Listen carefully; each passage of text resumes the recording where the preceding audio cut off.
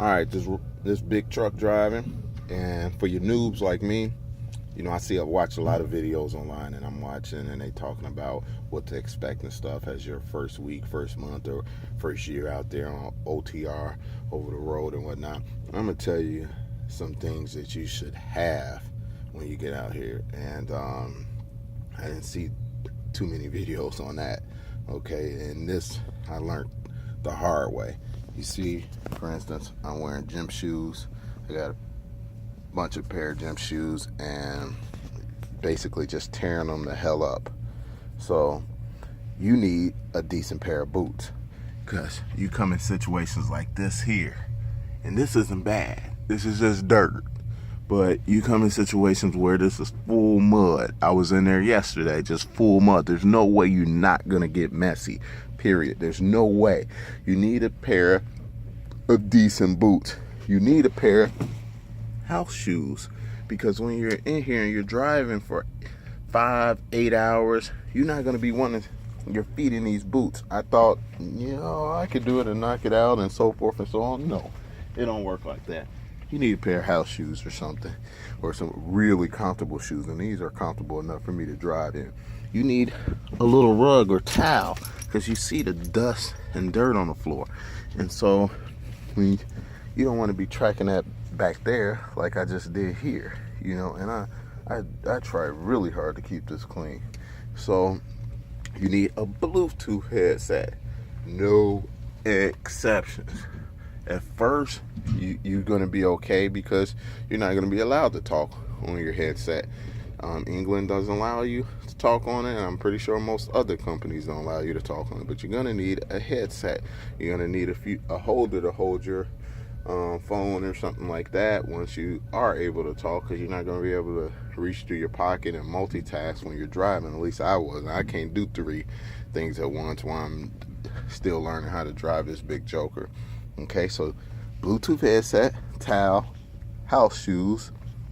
You're gonna need simple things like wipes, and this might sound odd to a few of you guys or weird to a few people, but you're gonna need some sort of container to pee in, because you may not make it to the rest area to go pee, and sometimes you'll be laying down and you wake up and you have to go right then and there, and you may be 40-50 miles in the middle of nowhere.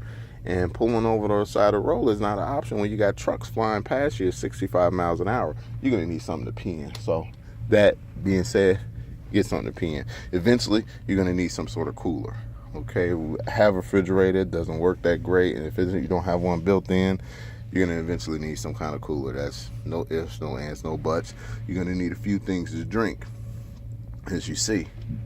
Okay, so I recommend you get you some drinks or something to eat, and a snack on, to where it's not going to make you go to the bathroom often. So the stuff I eat or drink doesn't make me go to the bathroom that often, and I can make it till I get to my break or a rest area or so forth and so on.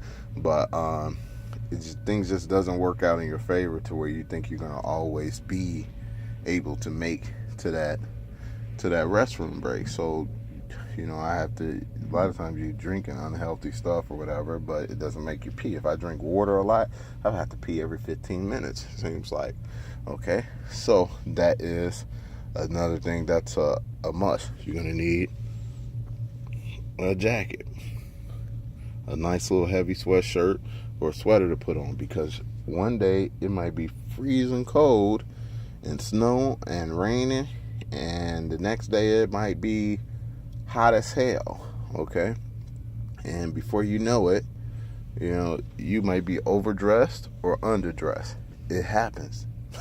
It happens multiple times. It happened yesterday to me. Went from down south all the way up north, and ran the AC down south and had to cut the heat on up north.